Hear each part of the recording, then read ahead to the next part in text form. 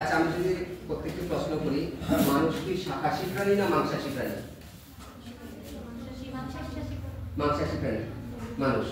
এখানে মধ্যে শাকাশী প্রাণী উভয়ই, মানে সর্বভুক প্রাণী। আচ্ছা, খুব ফাইন। আচ্ছা, এবার আমি তার মধ্যে একটা বৈশিষ্ট্য আলোচনা করি যে শাকাশী প্রাণী কারা হয়। তোমরা নিজেরাই ডিসাইড করতে পারবা মানুষ শাকাশী না মাংসাশী। যে মাংসাশী প্রাণীর বৈশিষ্ট্য কিরকম হয়, শাকাশী প্রাণীর বৈশিষ্ট্য কিরকম হয়। প্রথমে আমি মাংসাশী প্রাণীর বৈশিষ্ট্য আলোচনা করি। মাংসাশী প্রাণী দেখবা সামনে বড় বড় দাঁত হয়, ঠিক আছে, ফার্স্ট বৈশিষ্ট্য। আচ্ছা, এবং মাংসাশী প্রাণী সবসময় জিহ্বা দিয়ে চারটা চারটা জল খায়।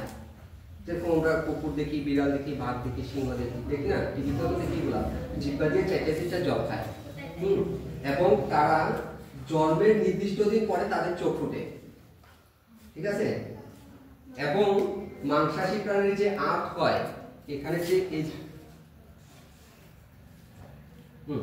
এখানে যে আঁতগুলা যে আছে, এই যে আঁতগুলা আছে, ঠিক আছে, আঁতগুলা ছোট হয়, ঠিক আছে, ম্যাক্সিমাম 5 থেকে 7 ফুট হয়, এরকম যে আঁত আছে আমাদের, ঠিক আছে। এটা মাংসাশী প্রাণীর ক্ষেত্রে 5 থেকে 7 ফুট, ঠিক আছে।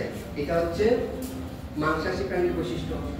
এবার শাকাশী প্রাণীর বৈশিষ্ট্য যদি আমি আলোচনা করি, শাকাশী প্রাণী সবসময় ঠোঁট চুবায়ে জল খায়, ঠিক আছে, ঠোঁট চুবায়ে জল খায়।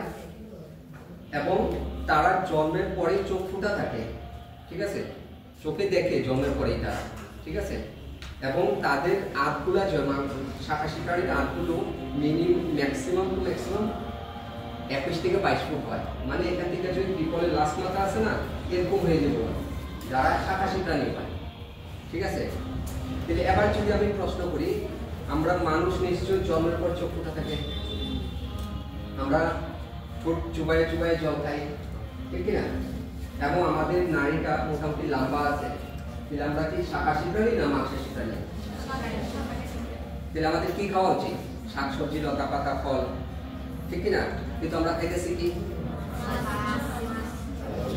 তাহলে আমরা নিশ্চয়ই সঠিক পদ্ধতিতে যেতেছি না ভুল পদ্ধতিতে? ভুল পদ্ধতিতে, ঠিক না। এটা পরিবর্তন করা দরকার। হ্যাঁ, তো আমি আজকের থেকে এটা পরিবর্তন করো, এটা লাইফের বিষয়।